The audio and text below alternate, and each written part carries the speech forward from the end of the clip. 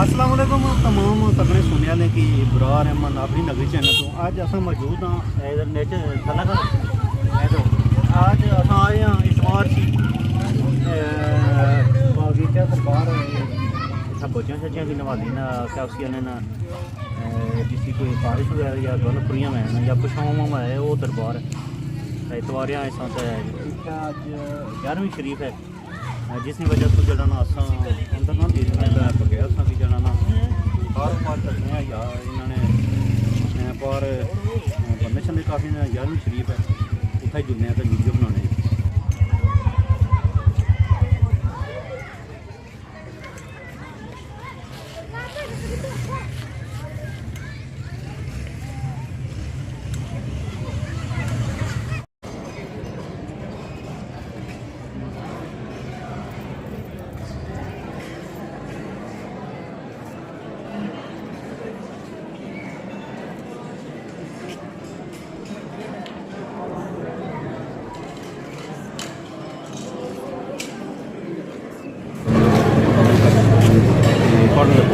छोटे बड़े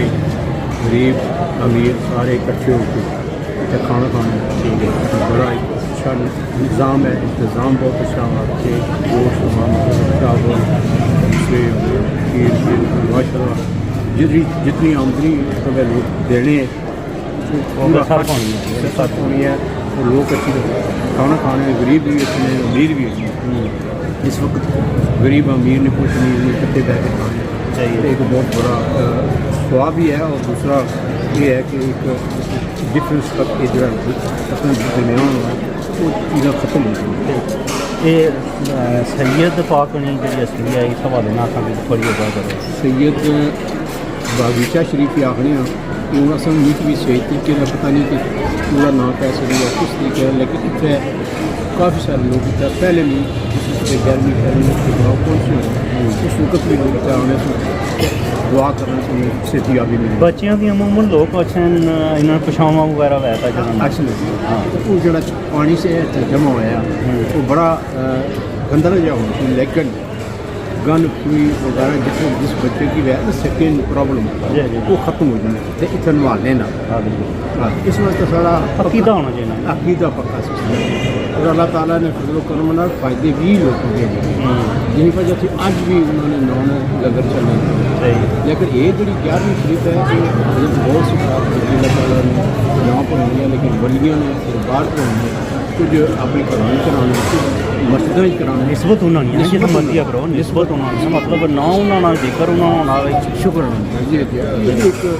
मैं समझना कि बहुत बड़ा एक स्वाबना कम है और जरा ये असा तो क्या है गरीब अमीर सारे बैठ जी है सारे बराबर बैठे बहुत बड़ा एक दूसरे में एक दिले कोई बच्चा नहीं सोचना दूसरा नहीं सोचना कि मेरी वलीयत दी गई है फलाने की वलीयत मेरी को नहीं दी गई है नहीं मुहब्बत तो खाओ सारे एक साझा ठीक है उसमें अल्लाह ताला ये बरकत नहीं बना कि मैं समझना कि दुनिया इतना अच्छी है लेकिन खत्म नहीं होना और इस लिहाज न लोग 11वीं शरीफ ने दूर दूर जोड़े इन्होंने एक कम तक वो भी शामिल हो जाए मतलब ऐसा कुछ जड़े मतलब पैसा देने की खर्च कुछ जड़े ने कितने इमदाद कर रहे हैं कुछ जड़े तो खाना पका के देने कुछ किस तरीके लेकिन दिखने सुखने जिस होगी या तावन होना करना कोई मोहब्बत ना इज़हार अपना करना और ये बंदे जो 11वीं शरीफ कराई रेस बड़े मुखलस और इतने जान पहचान वाले सारे लोग जानने और इन्होंने ऐलान होना 11वीं शरीफ में सारे लोग इतने बड़े दो भी तामने कि भाई मतलब है शरीफ होना जरूरी समझना कुछ हिस्सा और फिर इन्होंने जितने इंग्लैंड में इंग्लैंड लोग जो बड़े तो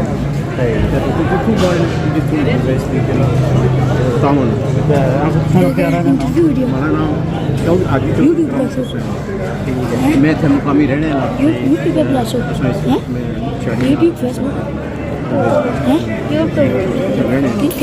शुक्र अल्हम्दुलिल्लाह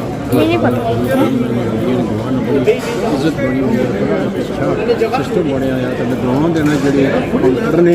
ये बच्चों की जिंदे पढ़े ताकि इन्होंने समझना कि बहुत बड़ी क्रेडिट है। अल्लाह ताला इन्हें कुछ जजाए खैर दे तो इन्होंने मुरादा पूरी असल मीनात अल्लाह ताला में बहुत शुक्रिया जी। नाज़रीन तो ये सी अज ना असां अरेंजमेंट की है बागीचा असां